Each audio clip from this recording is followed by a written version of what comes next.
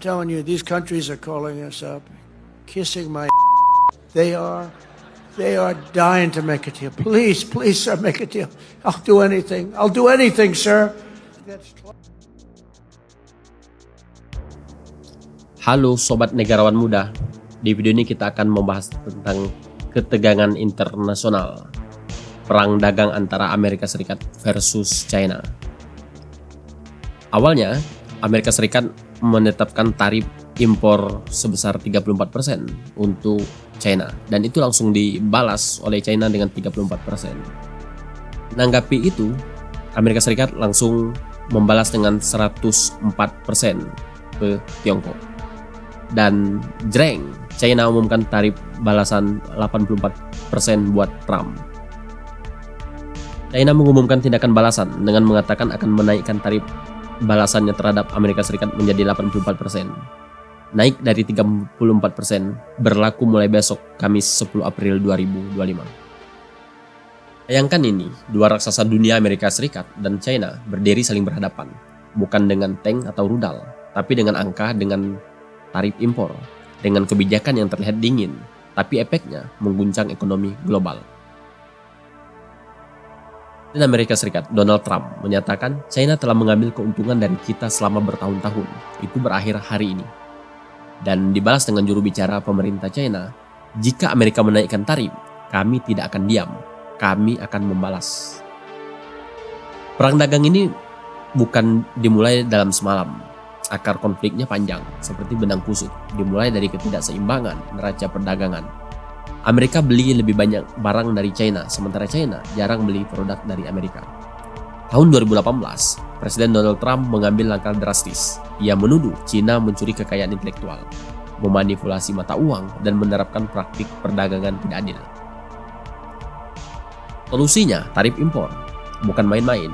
Nilai totalnya mencapai 370 miliar dolar untuk barang-barang asal China. China tentu saja tidak tinggal diam. Mereka membalas dengan tarif untuk produk-produk Amerika, terutama dari sektor pertanian, energi, dan otomotif. Ini seperti saling melempar granat ekonomi. Kita mundur sebentar. Apa sih sebenarnya tarif itu? Tarif adalah pajak yang dikenakan pemerintah atas barang impor. Tujuannya bisa macam-macam. Melindungi industri dalam negeri, menambah pemasukan negara, atau ya jadi senjata dalam perang dagang. Masalahnya, siapa yang akhirnya menanggung tarif itu? Bukan cuma perusahaan, tapi kita, konsumen. Barang impor jadi lebih mahal, harga naik, inflasi merangkak. Amerika mengandalkan tekanan ekonomi dan diplomasi keras, tapi China mainnya jangka panjang. China tahu mereka pasar besar, mereka alihkan perdagangan ke negara-negara lain. Mereka investasi besar-besaran di teknologi dan manufaktur lokal, agar tak bergantung ke luar negeri. Dan jangan lupakan, mereka juga punya sekutu kuat, BRICS, Brazil, Rusia, India, China, South Africa, yang perlahan menantang dominasi ekonomi Barat. Lalu pertanyaan besar, siapa yang sebenarnya kalah? Menurut studi dari Federal Reserve dan Peterson Institute, perang dagang menurunkan pertumbuhan ekonomi global hingga 0,7%. Di Amerika, bisnis kecil terpukul. Di China, ekspor melambat. Investor dunia katar-ketir. Pasar saham pun ikut goyah. Dan yang paling ironis, defisit perdagangan Amerika dengan China malah tidak turun signifikan. Loh kok bisa? Karena banyak perusahaan Amerika tetap bergantung pada komponen dari China. Bahkan beberapa merelokasi pabrik ke Vietnam atau Meksiko, bukan ke Amerika Serikat. Perang ini bukan hanya tentang dua negara. Negara-negara berkembang termasuk Indonesia ikut merasakan dampaknya. Barang makin mahal, rantai pasok terganggu, dan ketidakpastian ekonomi membayangi. Tapi di tengah krisis selalu ada peluang. Beberapa negara Asia Tenggara justru jadi alternatif baru untuk pabrik dan investasi. Yes, globalisasi memang keras, tapi fleksibel. Jadi, apakah perang dagang ini akan berakhir? Jawabannya tidak sesederhana itu. Bahkan, kini Amerika makin gencar membatasi ekspor chip dan teknologi ke China. China pun membalas dengan embargo mineral langka. Perang tarif berubah jadi perang teknologi, dan ujungnya bisa jadi ini adalah bentuk baru dari perang dingin ekonomi abad ke-21.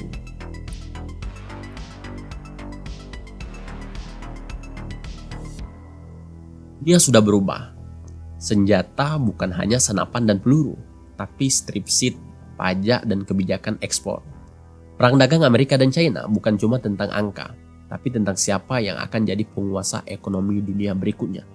Pertanyaannya, dunia siap atau tidak?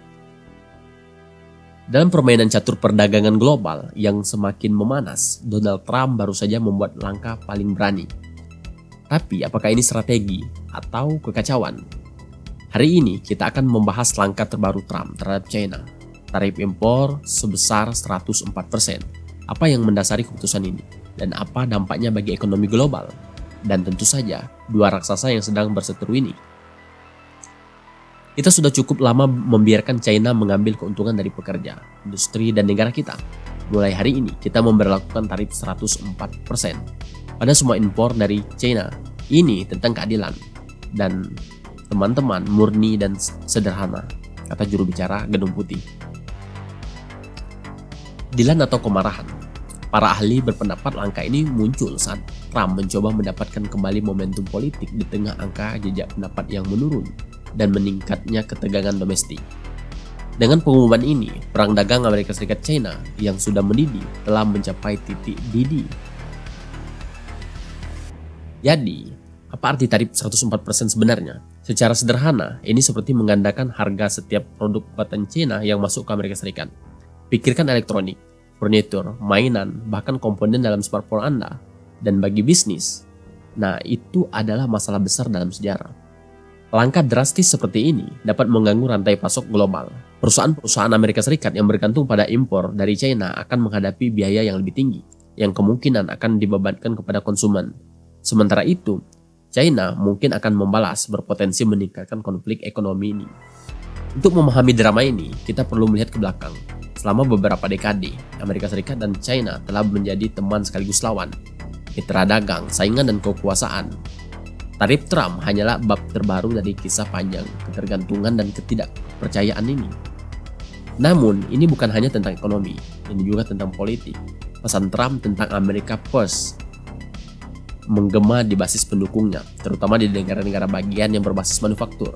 Namun, para kritikus berpendapat ini adalah taruhan besar yang dapat mengasingkan sekutu dan merugikan pekerja Amerika. Butuh ponsel baru, lebih baik mulai menabung sekarang. Dengan tarif seperti ini, bahkan gadget termurah pun bisa menguras kantong. Dunia sedang menyaksikan para pemimpin Eropa memperingatkan efek riak. Pasar Asia bersiap menghadapi gejolak, dan di Beijing respon yang terukur namun tegas.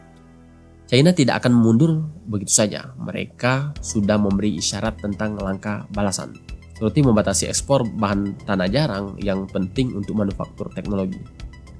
Jadi, di mana posisi kita sekarang? Untuk saat ini, ketidakpastian masih membayangi. Bisnis berjuang untuk beradaptasi. Para politisi semakin menguatkan retorika mereka. Dan bagi masyarakat biasa, ini adalah permainan menunggu yang bisa membentuk masa depan perdagangan global seperti yang kita ketahui. Dalam pertempuran tarif, tidak ada pemenang, hanya strategi yang berubah. Taruhan yang meningkat, dan banyak kehidupan yang terjebak di tengah-tengahnya.